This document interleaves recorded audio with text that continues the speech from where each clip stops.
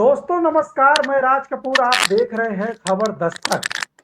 क्या 2027 के विधानसभा चुनाव में पीडीए की बढ़ती ताकत से विरोधी घबरा गए हैं? और क्या पीडीए की बढ़ती ताकत से घबराए विरोधी समाजवादी पार्टी और कांग्रेस के बीच में जो गठबंधन है उसे तोड़ने की साजिश रच रहे हैं? हम साजिश का जिक्र इसलिए कर रहे हैं क्योंकि कल सुबह से एक्स पर समाजवादी पार्टी के कार्यकर्ता और कांग्रेस के कार्यकर्ता एक दूसरे से जबरदस्त तरीके से भिड़ गए। कार्यकर्ता भिड़ते तब तक बात समझ में आती, लेकिन अब कांग्रेस और समाजवादी पार्टी के तरफ से कुछ नेता भी लग रहा है कि जैसे गठबंधन को लेकर के उनमें तकरार उत्पन्न हो गया है। और ये पूरा माजरा तब हुआ है जब अखिलेश यादव ने एक्स पर एक तस्वीर शेयर कर दी ममता बनर्जी के साथ और स्टैलिन के साथ, और उन तस्वीरों को शेयर करते हुए अखिलेश ने लिखा कि सुख दुख में हम हमेशा साथ रहते हैं, किसी को भूलते नहीं। लेकिन उस तस्वीर के वायरल होने के बाद कांग्रेस के कई नेताओं के बयान आए और एक सांसद महोदय हैं कांग्रेस के, इमरान मसूद, उनका ऐसा बयान आया कि समाजवादी पार्टी का एक बड़ा तबका, उनके कार्यकर्ताओं का एक बड़ा धड़ा इमरान मसूद पर हमलावर हो गया। और रात होते होते राहुल गांधी का भी एक बयान सामने आ गया।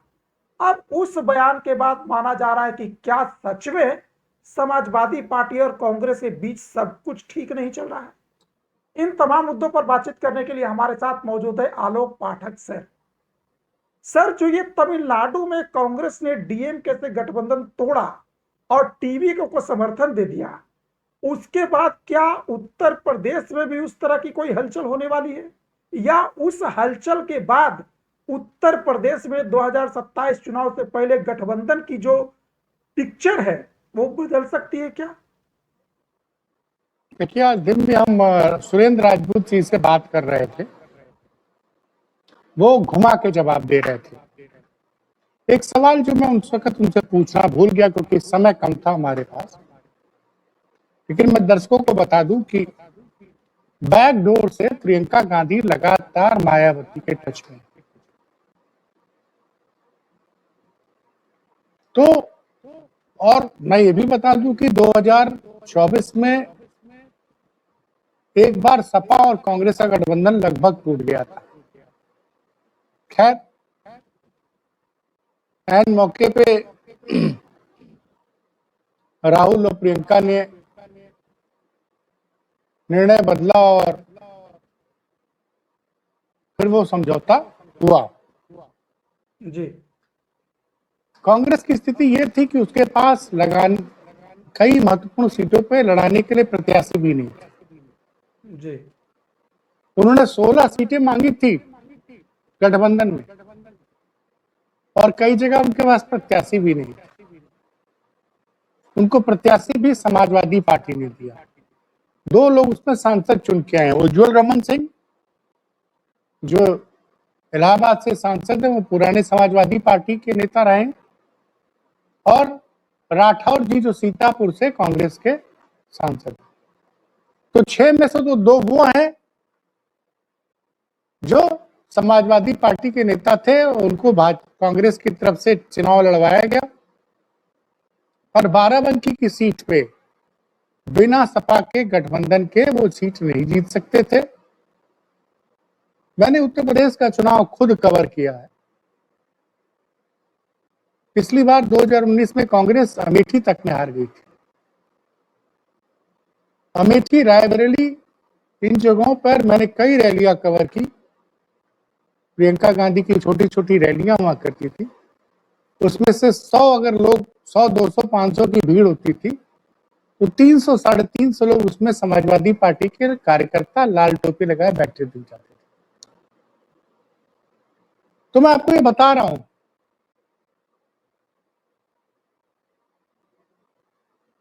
और आज सुबह से जो कहीं न कहीं विपक्ष में अभी चर्चा होने लगी, थर्ड फ्रंट बनेगा बिना कांग्रेस के।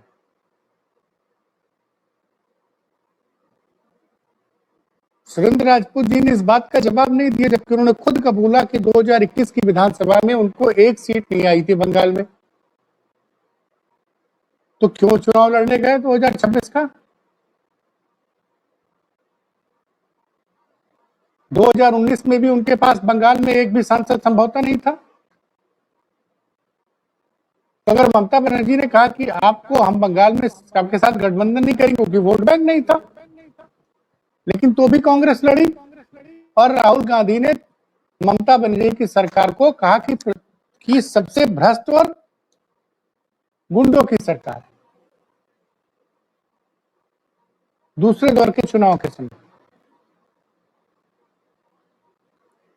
उसका नतीजा रहा कि जो लोग ममता बनर्जी से नाराज थे, उनको लगा कि भाई भले कांग्रेस से समर्थक रहे, उनको लगा कि यार चुनाव तो भाजपा आती दिख रही, भाजपा को वोट दे दिया।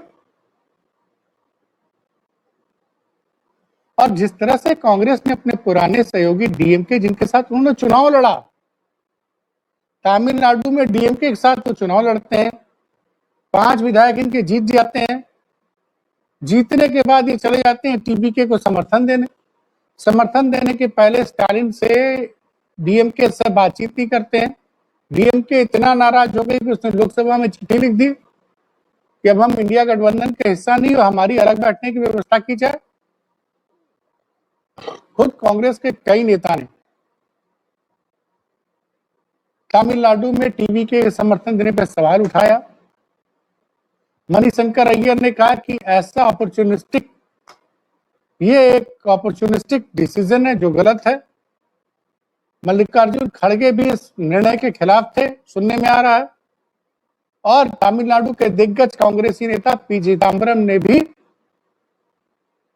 इस निर्णय पर अपना असंतोष जताया। तो ये देखिए घटनाक्रम में। और अखिलेश यादव ने क्या गलत कहा सब जानते हैं।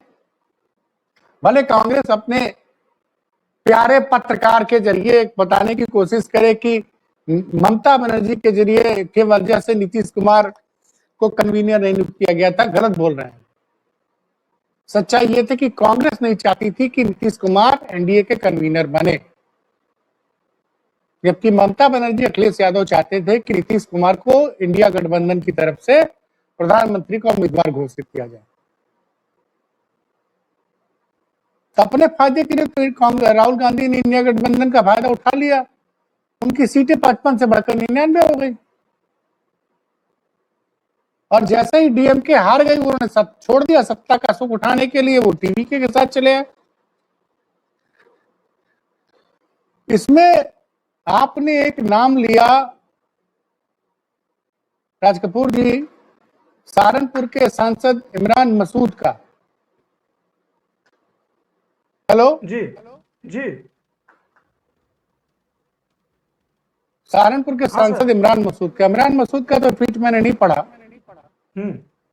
लेकिन मनीष जगन अग्रवाल का ट्वीट आया। मनीष जगन अग्रवाल अखिलेश यादव के बहुत करीबी हैं राजकपूर जी। और जिस भाषा का प्रयोग उन्होंने किया है, इसका मतलब कि अंदर खाने सब कुछ ठीक नहीं है।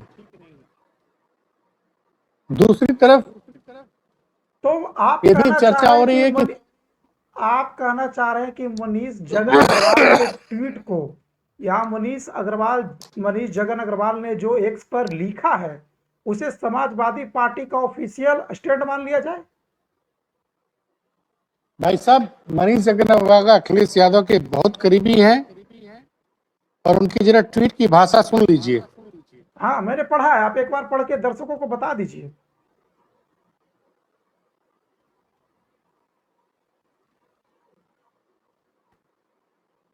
उन्होंने लिखा है, बीजेपी के घोषित एजेंट और कांग्रेस के सांसद इमरान मसूद को अपनी कांग्रेस पार्टी को सलाह और मशवरा देना चाहिए।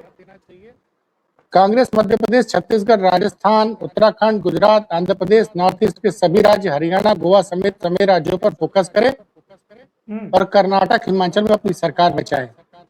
इन मूर्ख और प्रचंड धूर्त कांग्रेसियों को ये समझ नहीं आता और नहीं दिखता बीजेपी से इन उपरोक्त राज्यों में जीतने की औकात और कुव्वत है नहीं। कांग्रेस की और जिस समाजवादी पार्टी और श्री अखिलेश यादव ने जिन्हें बीजेपी को यूपी में बुरी तरह से हराया है, कांग्रेस को भी 6 सीटें जिताई है, जिसमें एक इमरान मसूद की सहारनपुर सीट भी है। अन्यथा इमरान मसूद कभी बसपा तो कभी सपा में भीख मांग रहे थे। बड़ा ट्वीट है, गंभीर ट्वीट है। सर लेकिन ये मनीष जगन अग्रवाल का जो ट्वीट है, ये आपको लगता नहीं कि हद से ज्यादा आक्रामक है? देखिए, अब सच्चाई ये है कि कांग्रेस ईमानदार होती भारतीय जनता पार्टी को हराने के लिए तो बंगाल में चुनाव ही नहीं लड़ती। अखिलेश यादव ईमानदार थे, ईमानदार रहे। वो चाहते थे कि कांग्रेस की हरियाणा में सरकार बने, भारतीय जनता पार्टी हारे, और उन्होंने जब गठबंधन में कांग्रेस ने एक भी सीट नहीं दी तो उन्होंने अपना प्रत्याशी नहीं उतारा, जबकि हरियाणा प्रदेश समाजवादी पार्टी का बड़ा प्रेशर था कि हमें कम से कम 5 से 10 सीटों पर चुनाव लड़ना चाहिए। लेकिन कांग्रेस ये भी तो कहती है सर कि हरियाणा में समाजवादी पार्टी चुनाव लड़ना चाहती है, लेकिन समाजवादी पार्टी का वहां कहां जनाधार रहा है चुनाव तो के लिए? यही बात तो ममता बनर्जी ने कही कि बंगाल में आपके पास वोट कहाँ है कि आप चुनाव लड़ना चाहते हो, मत लड़ो। नहीं, तो लड़े ना। ठीक ठीक है, पिछले 1-2 चुनावों से बंगाल में जनाधार कांग्रेस का कमा है, लेकिन बंगाल में तो कांग्रेस की सरकार भी तो रही है सर। कब रही है? 1976 के बाद कांग्रेस की सरकार नहीं आई है। हाँ, ये सही बात है। आप वही बात कर रहे हैं।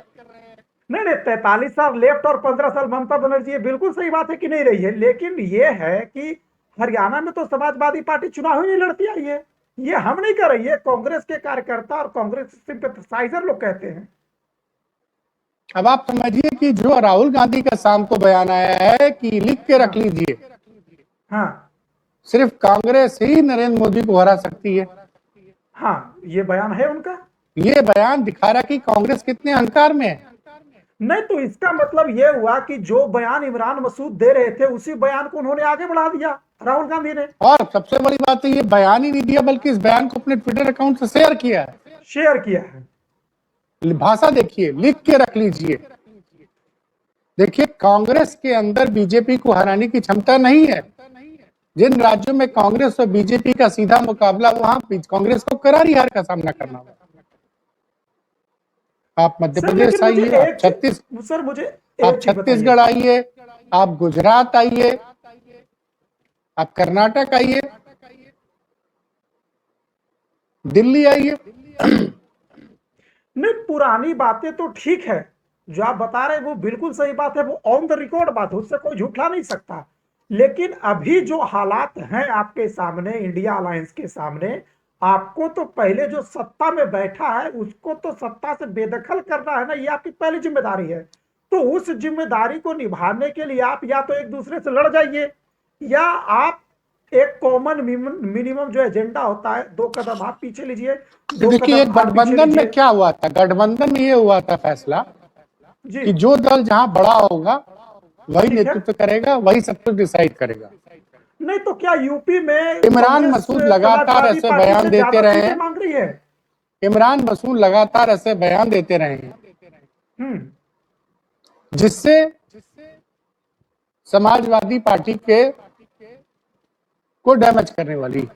नहीं तो कुछ कांग्रेसी नेताओं को लगता है, सुनिए, कुछ कांग्रेसी नेताओं को लगता है कि 2024 में मुसलमान और ये हरिजनों का, मतलब दलितों का वोट, माफ कीजिएगा, मुसलमान और दलितों का वोट कांग्रेस की वजह से सपा को मिला, जबकि मैंने आपको बता दिया कि इनके पास तो अपने प्रत्याशी तक नहीं थे।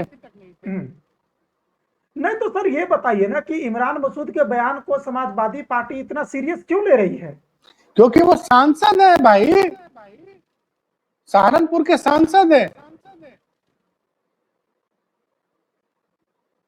नहीं तो सहारनपुर के सांसद है, वो गठबंधन करने नहीं करने, तोड़ने के लिए तो अधिकृत नहीं है। तो भाई आपने ऐसा क्यों बयान दिया?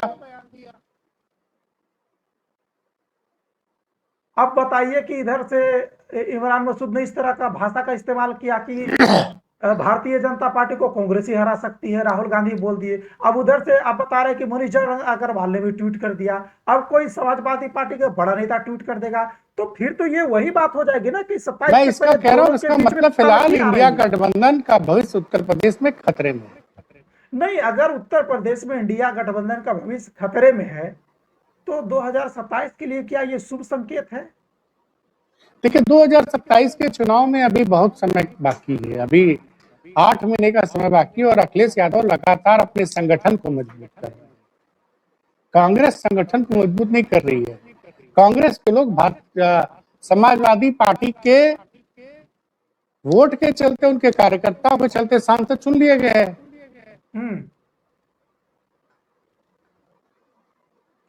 तो वो समझ नहीं पा रहे हैं। तो आप क्या कहना चाह रहे हैं कि समाजवादी पार्टी अगर जरूरत पड़ी तो अकेले चुनाव लड़ने के लिए भी अपने आप को तैयार कर रही है? समाजवादी पार्टी लोकसभा चुनाव में भी 80 सीटों पर लड़ने को तैयार थी, इस बार भी 403 सीटों पर लड़ने को तैयार है।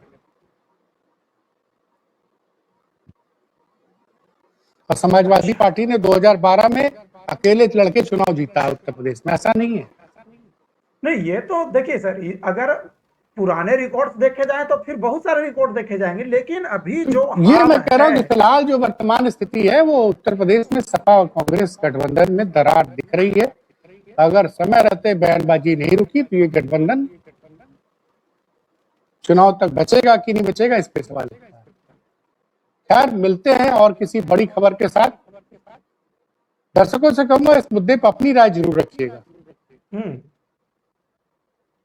हमें आपका कमेंट्स का इंतजार है, आपके कमेंट्स पे भी हम एक वीडियो करेंगे।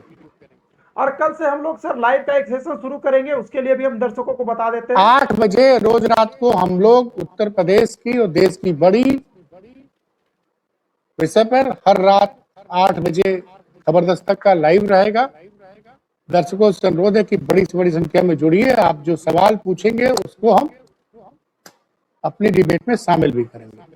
चलिए, ठीक है सर, अभी के लिए इतना ही। नमस्कार।